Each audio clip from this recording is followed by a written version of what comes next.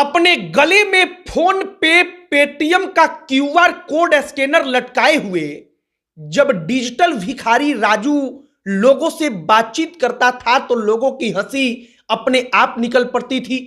Social media पर यह चेहरा किसी जान पहचान का मोहताज नहीं, क्योंकि बिहार और पूर्वी उत्तर प्रदेश के लोग इस भारत के पहले डिजिटल भिखारी को सोशल मीडिया पर बहुत देख चुके हैं।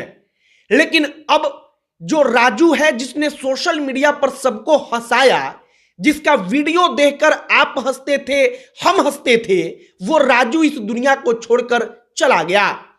राजू की कहानी है कि लालू प्रसाद यादव को राजू ने पापा कहा तो लालू प्रसाद यादव भी बेटा मानकर उन्होंने राजू को मुफ्त में रेल यात्रा कराई और उन्होंने रेल मंत्री रहते एक पास बनवा दिया, जिस पास को दिखाकर जो राजू था वो भारत का पहला डिजिटल भिखारी राजू उस वक्त पर 2 वक्त का खाना मुफ्त में खाता था। जब आज राजू इस दुनिया में नहीं है, अचानक सोशल मीडिया पर यह खबर फैलती है कि बेतिया रेलवे स्टेशन पर रहने वाला राजू दुनिया को छोड़कर चला गया, तो कई लोगों को इस बात पर विश्वास नहीं हुआ और तब हमने सोचा कि उस राजू की शुरू से लेकर अंत तक की असली कहानी सुनाई जाए। वो कहानी जो लालू प्रसाद यादव से भी जुड़ती है।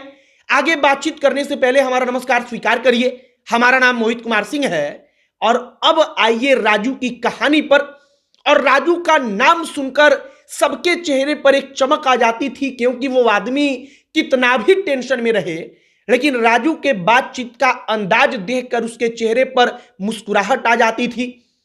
अब डिजिटल भिखारी राजू कहा जाता है कि इस भारत का पहला डिजिटल भिखारी था जो भिक्षा मांगता था।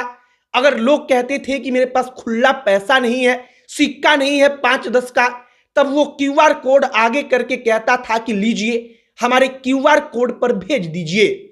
राजू का यही अंदाज जब लोगों ने देखा, सोशल मीडिया पर उसको तमाम अलग अलग लोगों ने दिखाया, तो राजू देखते ही देखते सोशल मीडिया का स्टार बन गया। अब राजू के बारे में जानिए। राजू डिजिटल भिखारी के नाम से प्रसिद्ध होने के बाद अच्छा खासा रुपया कमाता था, लेकिन उसका घर बेतिया का रेलवे स्टेशन ही था। वो वहीं पर शुरू से लेकर अंत तक रहा, मतलब कि अब तो वह इस दुनिया में नहीं है। अब राजू के बारे में कहानी जानिए कि वो उसी बेतिया का रहने वाला है, लेकिन शुरुआत से ही आप अगर राजू से बातचीत करेंगे, राजू के बात करने का तरीका देखेंगे, तो आपको पता चल जाएगा कि मानसिक रूप से वो इतना ठीक नहीं था। अब राजू जो डिजिटल भिखारी राजू थे, वो राजू बचपन से ही उनके परिवार को पता था कि दिमागी रूप से यह कमजोर है, और इसके बाद राजू का ठिकाना अपना घर नहीं बल्कि रेलवे स्टेशन बन गया। राजू दिन रात वहीं पर रहते थे, वहीं पर लोगों से मांगते थे, खाते थे। कहानी बताई जाती है कि एक बार लालू प्रसाद यादव का जनसभा था। राजू उस वक्त पर बेतिया रेलवे स्टेशन पर भीख मांगते थे। राजू लालू प्रसाद यादव को सुनने गए, वहां पर लालू प्रसाद यादव आए तो राजू ने उनको पापा कह दिया। इसके बाद लालू प्रसाद यादव ने उस डिजिटल भिखारी राजू को एक पास बनवा कर दिया। उस पास को जब राजू दिखाता था तो मुफ्त में उसको 2 वक्त का खाना मिल जाता था। रेल मंत्री लालू प्रसाद यादव थे, लिहाजा रेल मंत्री के कहने पर रेलवे का पास बना और वो पास राजू के जीवन के लिए बड़ा महत्वपूर्ण काम कर गया, क्योंकि उस वक्त पर भिक्षा मांगकर इतनी कमाई नहीं हो पाती थी कि ठीक तरीके से 2 वक्त का रोटी भी मिले। लेकिन पास बन गया तो भोजन का संकट खत्म हो गया। जो राजू है वो अभी भी मीडिया वालों से बातचीत करते वक्त लालू पापा कहता था और सोशल मीडिया पर लोग इस अंदाज को बड़ा पसंद करते थे। जो राजू है वो नरेंद्र मोदी का भी बड़ा फैन था। वो कहानी बताता है कि पहले लोग बहाना करते थे, पैसा नहीं देते थे। जब फोन पे पेटीएम का जमाना आया तो हमने फोन पे और पेटीएम का तख्ती उसके क्यूआर कोड का अपने गले में लटका लिया। अब सबके आगे हम क्यूआर कोड आगे कर देते थे और कहते थे कि लाओ अपने मोबाइल से मेरे क्यूआर कोड पर भेज दो। लोग जब ये नया तरीका देखते थे, किसी भिखारी का ऐसा अवतार देखते थे, तो लोग वैसे भी अचंभित होते थे और लोग उस वक्त पर राजू को पैसा दे देते थे। इसके बाद राजू सोशल मीडिया पर धीरे धीरे वायरल हुए। राजू के अंदाज को लोगों ने पसंद किया। चाहे कोई भी मुद्दा हो, राजू उन तमाम मुद्दों पर बातचीत करते थे और इसी के कारण राजू सोशल मीडिया पर सबके प्रिय बन गए। सबके प्रिय का मतलब कि राजू की तस्वीर को देखकर लोग वीडियो देखने लगे। तमाम लोगों ने जाकर राजू का वीडियो बनाया और वो राजू अब इस दुनिया में नहीं रहे। राजू के साथ हुआ क्या? तो असल में राजू को बताया जा रहा है कि उनको हार्ट अटैक आया। जो स्थानीय लोग थे, आसपास लोग थे, वो उनको अस्पताल में लेकर गए, लेकिन तब तक शायद ज्यादा देर हो गई। डॉक्टर उनको बचा नहीं सके। डॉक्टरों ने जवाब दे दिया और डॉक्टरों ने कहा कि अब राजू इस दुनिया में नहीं है।